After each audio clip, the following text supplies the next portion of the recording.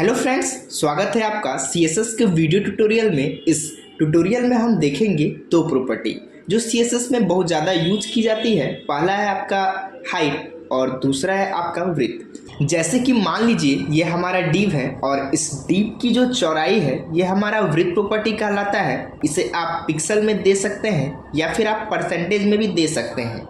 अगर आपको fix layout बनाना है, मतलब फिक्स्ड विड्थ चाहिए, तो आप पिक्सल में ही देंगे। परसेंटेज एक तरह का लिक्विड लेआउट होता है, जितना स्क्रीन का साइज है उसके हिसाब से आप 100% भी दे सकते हैं, 50% दे सकते हैं, 25% दे सकते हैं, जितना भी परसेंटेज देना चाहते हैं। अगर आपका एक डिप दूसरे डिप के अंदर आ रहा है और पेरेंट डिप की विड्थ पिक्सल में फिक्स्ड की गई है, तो परसेंटली आप अंदर वाले डीप को परसेंटेज में देना चाहते हैं तो उसकी विड्थ वह 100% लेगा। यहाँ पर जो हाइट है उसका मतलब होता है लंबाई। अब ये जो हाइट है इसे हम पिक्सल में ही देते हैं, परसेंटेज में नहीं दे सकते हैं। यदि आपको देना है तो एक ट्रिक है, आप उसके द्वारा दे सकते हैं, वो हम आने वाली आगे की वीडियो में सीखेंगे। नॉर्मली हम पिक्सल में ही देते हैं, परसेंट में हाइट को नहीं दे सकते हैं। तो आइए देखते हैं प्रैक्टिकली कैसे हम लोग हाइट विड्थ का यूज करेंगे। तो मैं आ जाता हूँ अपने टेक्स्ट एडिटर पर। टेक्स्ट एडिटर पर आने के बाद आपको यहाँ पे दिख रहा है कि मैं यहाँ पर कुछ डिफ़ॉल्ट टैग लिख के रखा हूँ और सबसे पहले हम इसे सेव करेंगे। तो फाइल में जाएंगे, फाइल में जाने के बाद सेव एज में जाएंगे और सेव एज में जाने के बाद यहाँ पे हम नाम डाल देते हैं। तो यहाँ पे हम लिख देते हैं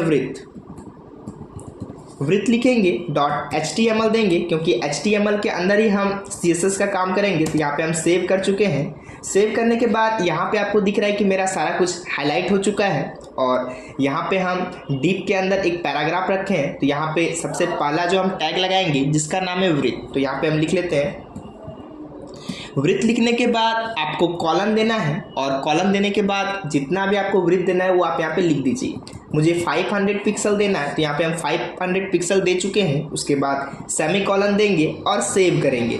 सेव करने के बाद अभी इसे लॉन्च करना है, तो लॉन्च करने के लिए व्यू में जाएंगे। व्यू में जाने के बाद आपको यहाँ पे दिखेगा लिखा हुआ है view current file in. View current file in में जाना है और यहाँ से क्रोम पे लॉन्च करना है।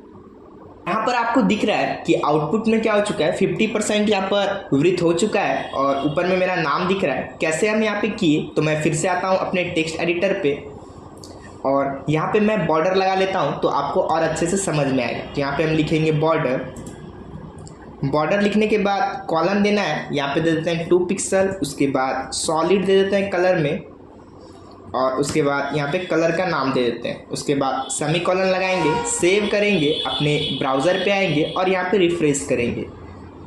अब आपको यहाँ पे दिख रहा है कि मेरा क्या हो चुका है, स्क्रीन आपका 100% है और यहाँ पे हम क्या किए 500 पिक्सल यहाँ पे दिए।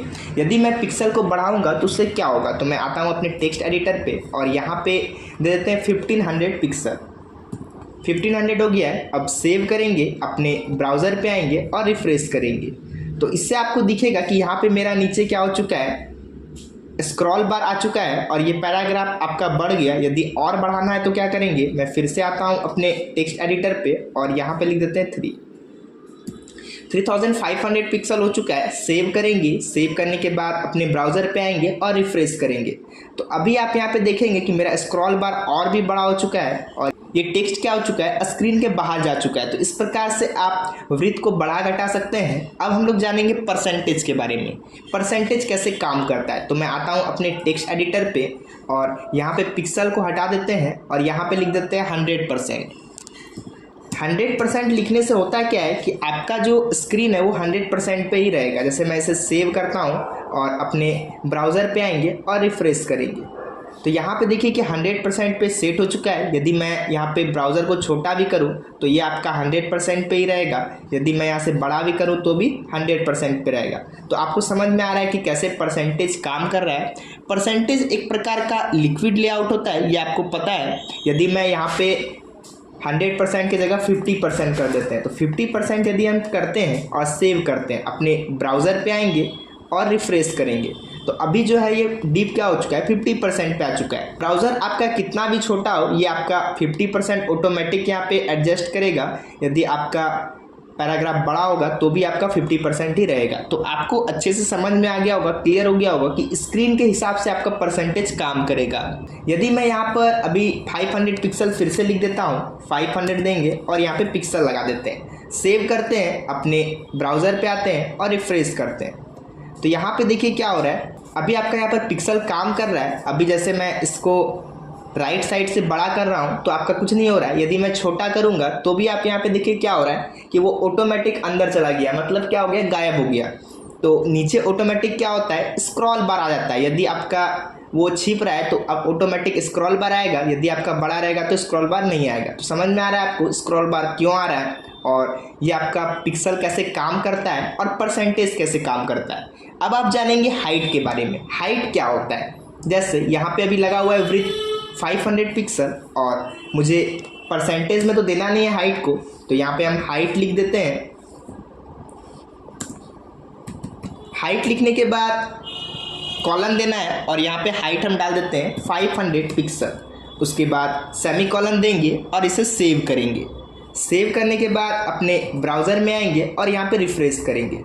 तो आपको यहाँ पे दिख रहा है कि हम कितना लिखे थे, 500 पिक्सल। तो 500 पिक्सल इतना सही हुआ और यहाँ पे क्या हो गया कि आपका ओवरफ्लो कर गया। जो भी आपका पैराग्राफ था, यदि आपका पैराग्राफ होगा तो वो आपका ओवरफ्लो कर जाएगा। यदि आपको इसको बढ़ाना है तो आप क्या करेंगे, फिर से मैं आता हूँ अपने टेक्स्ट एडिटर पे और यहाँ पे क्या करेंगे, हाइट यहाँ पे 50 पिक्सल था, गलती से यहाँ पे 50 पिक्सल हो गया। यदि मैं इसे 500 कर देता हूँ, सेव करेंगे, अपने ब्राउज़र पे आएंगे और रिफ्रेश करेंगे, तो यहाँ पे ज़्यादा हो रहा है। देखिए यहाँ पे बाहर तक आ रहा है और आपका पैराग्राफ अभी कम है। तो पैराग्राफ को बढ़ाएंगे तो मैं आ जाता हूँ अपने टेक्स्ट एडिटर पे और यहाँ पे नीचे हम पैराग्राफ रखें, तो इस पैराग्राफ को डुप्लीकेट कर लेंगे, सेव करेंगे, अपने ब्राउज़र पे आएंगे और रिफ्रेश करेंगे। तो अभी यहाँ देखिए कि आपका फिर से ओवरफ्लो कर रहा है। तो इसको यदि आपको एडजस्ट करना है तो वो हम लोग सीखेंगे नेक्स्ट वीडियो में, कैसे ये आपका एडजस्ट होगा ऑटोमेटिक। हाइट आपको वहीं देना चाहिए जहां आपको पता है कि कंटेंट ओवरफ्लो नहीं करेगा। हम नेक्स्ट वीडियो में देखेंगे हाइट के बारे में। तो थैंक यू।